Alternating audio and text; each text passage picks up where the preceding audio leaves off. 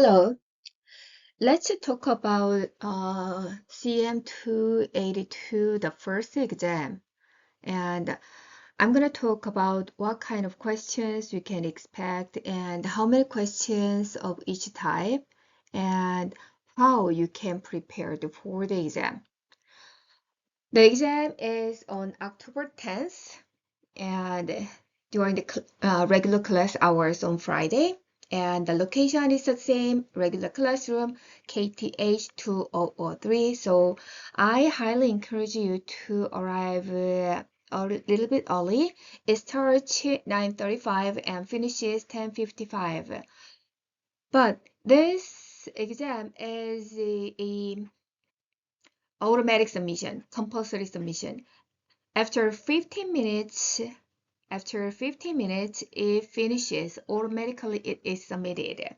And since we have a class that is after our class, so we should leave the classroom at 10:55. So please be early.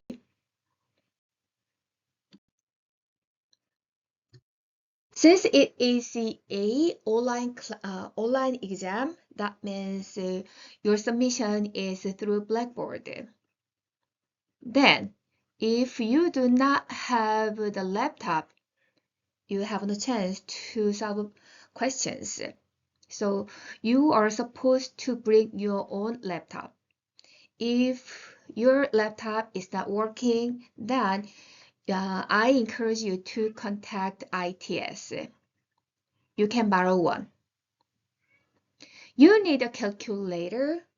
The cell phone calculator is not allowed to use. You need pencils and eraser, possibly. And you are not advised to bring your scratch paper. I'm gonna give you scratch paper where you can find the images of each problem. And this exam will be recorded. First, you have 24 questions. You have 15 multiple choice questions. Each takes 3 to 4 points. And total, it becomes 49 points. For the short answer questions, you have total 9 questions. And each question takes 1 page. You have 7 questions that has 5 points each, and you have 1 big question, and this 1 big question has 3 small problems, and each takes 4 points. And the last 1 question is 4 points, and in total it becomes 100.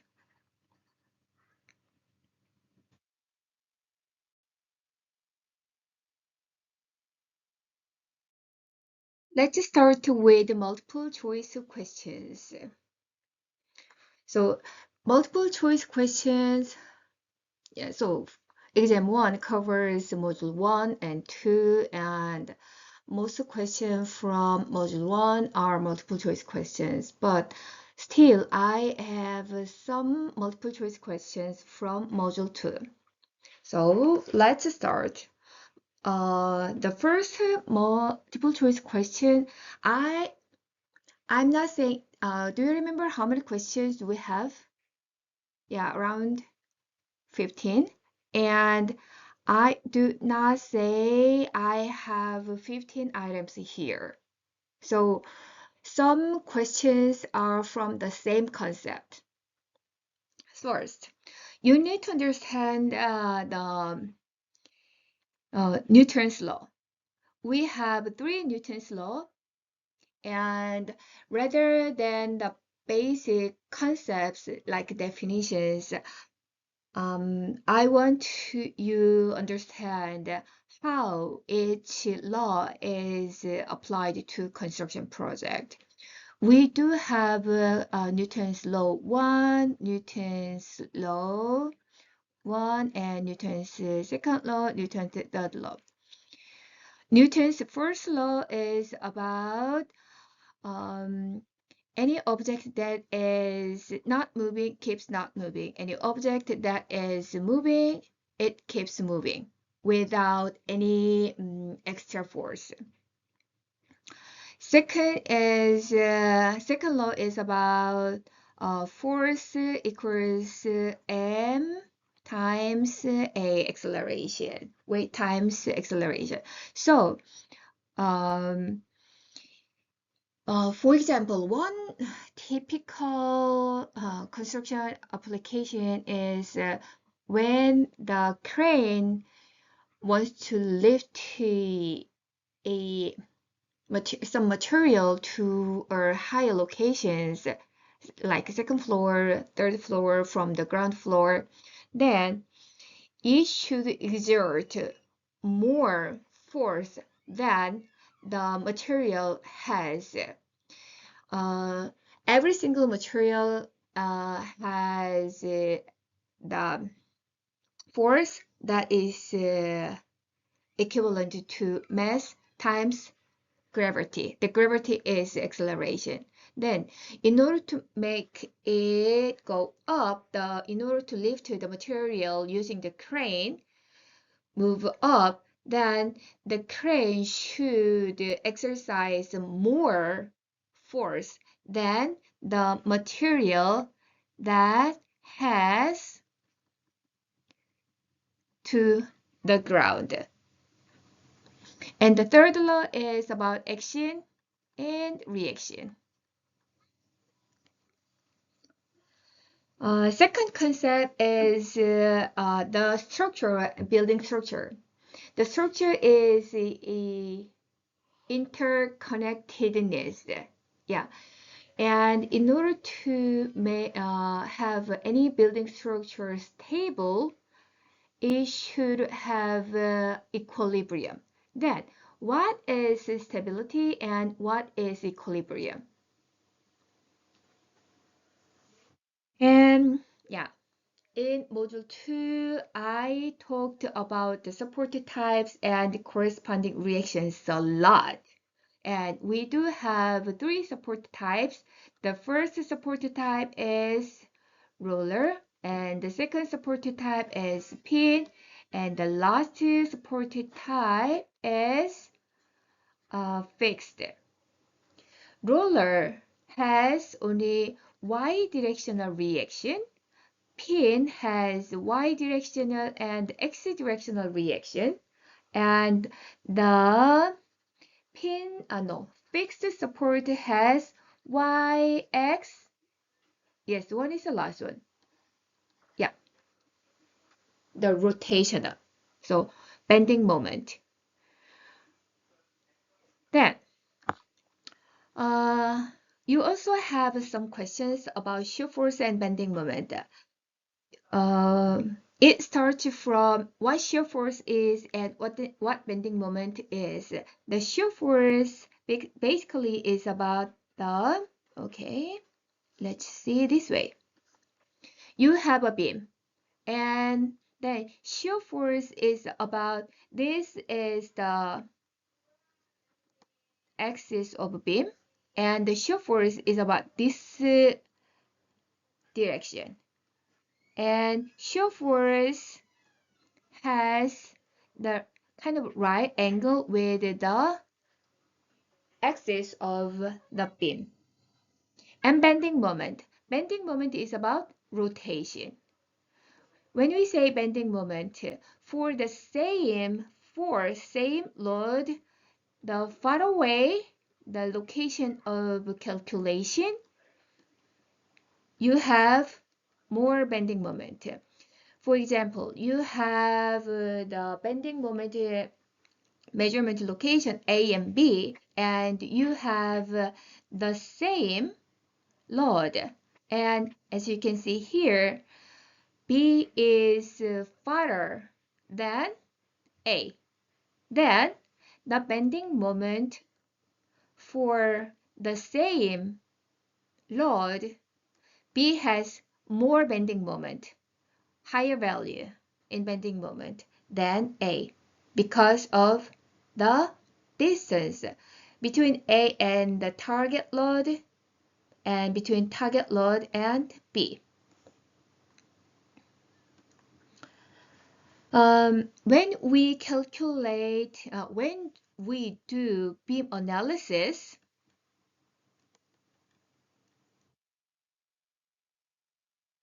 the very first step is free body diagram.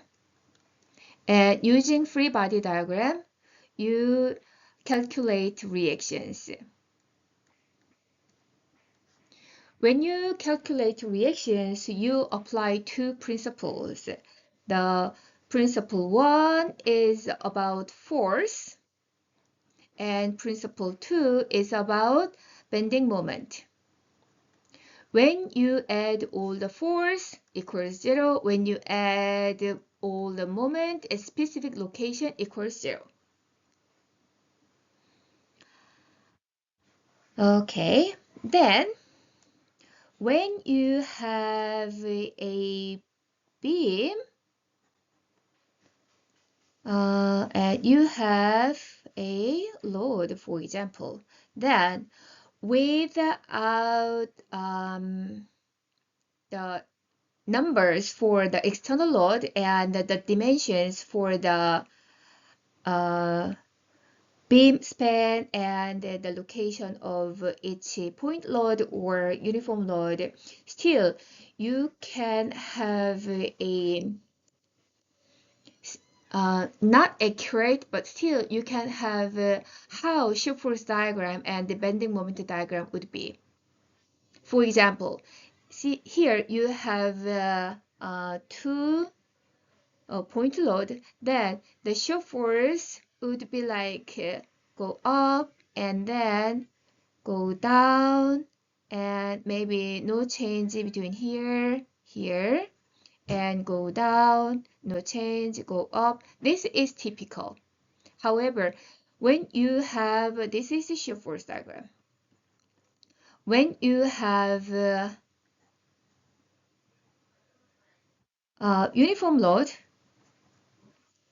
the RA and RB, the shear force would look like go up and then go down and then go up. This is typical.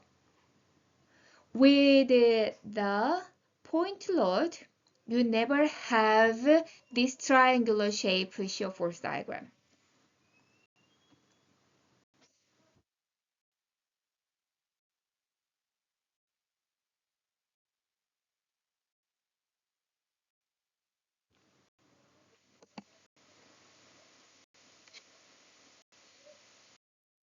Next question type in the multiple choice question is how to interpret shear force diagram and bending moment diagram in construction applications.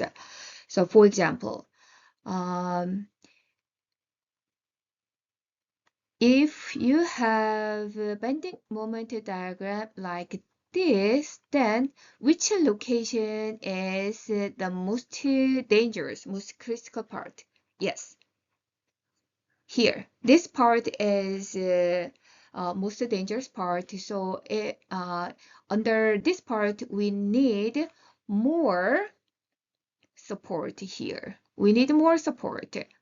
If we have like support, okay, two support here, and we need to have more support about this area, because at this location, especially in the middle, it has the maximum bending moment. Maximum bending moment is the most critical part, most dangerous part. Then next one is understanding about point load versus uniform load. Then how load is distributed. Again, for the point load at specific location, we have load. For example, here we have load. But for the uniform load, when we have load here the uniform load, it is spread out.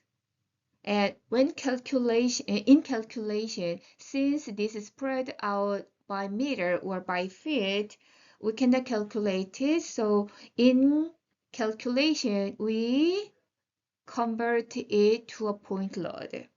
But still, when we interpret it, when we calculate shear force and bending moment step by step, we need to make it back to the uniform load. But again, in math part, every part of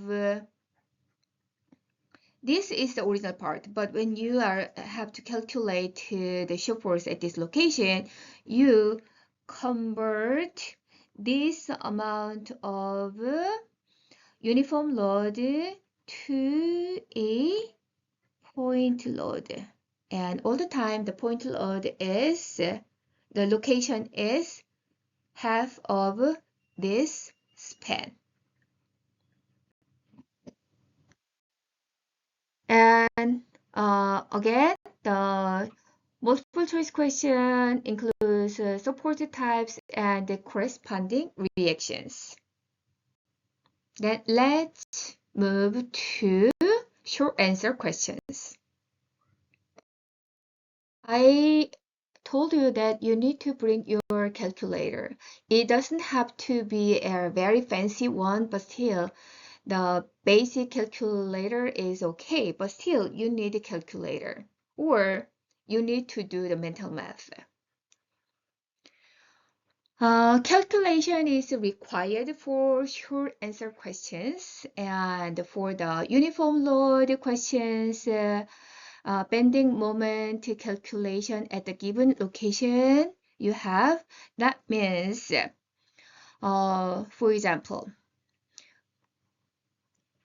when you have uniform load like this, I'm not saying this exactly, this is the same shape you can expect in your exam. What I mean is, I'm actually explaining what kind of questions you can expect from just this expressions. Bending moment calculation. Yeah, you will perform the bending moment calculation to answer a short answer questions at the given location. All the time, bending moment calculation involves where you are going to calculate bending moment. Okay. For this one, you need to calculate the magnitude of this, and how the unit times the span of it. And then once you have the magnitude, in order to calculate bending moment, again, the bending moment equals force times distance. Then for the uniform load, since we cannot calculate very small, the spread out uniform load, for the calculation purpose, what did we do? Yes, we convert it into a point load in the middle, and this becomes the distance for this uniform load calculation.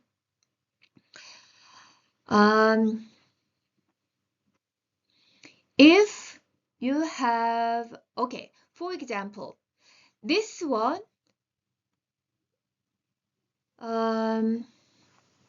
I divided the one complete beams into multiple sections and asked just one concept.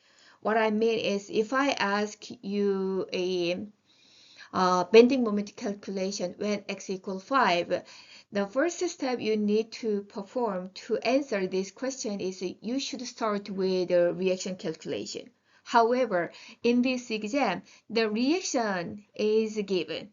So here, for this, I'm going to use this image again. Here you have reactions. as value. Reaction equals what kilonewton? Oh, kilonewton. Then use RA and use the uniform load in order to calculate bending moment at this location.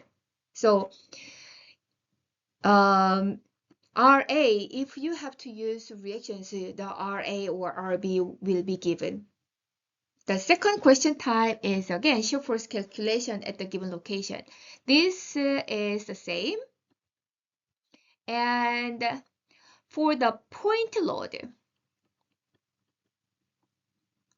reaction calculation you have, I believe rather than when I compare the reaction calculation of uniform load and point load is simpler than uniform load. So you have reaction calculations for the point load. And for the point load, you have a bending moment calculation from the force with an angle. Then bending moment. When you have okay, you are supposed to calculate bending moment here. Like location is A, then you have a force with angle. Then how can I calculate the bending moment? The distance is specified in the exam. Then will you use the magnitude of this force itself, or will you find the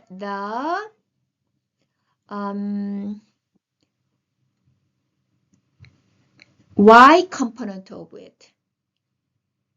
When we calculate the bending moment, it should have right angle. So rather than this force with angle, from this force apply trigonometry, and then you define the y component force and calculate bending moment. When you have x component and y component of a vector, you can calculate the degree. And so you wanna use sine inverse or cosine inverse or tangent inverse. When we say, for example, sine degree gives whatever values, and then when you have the value and you want to define the angle, then instead of sine, we use sine inverse. So sine inverse value gives you the angle.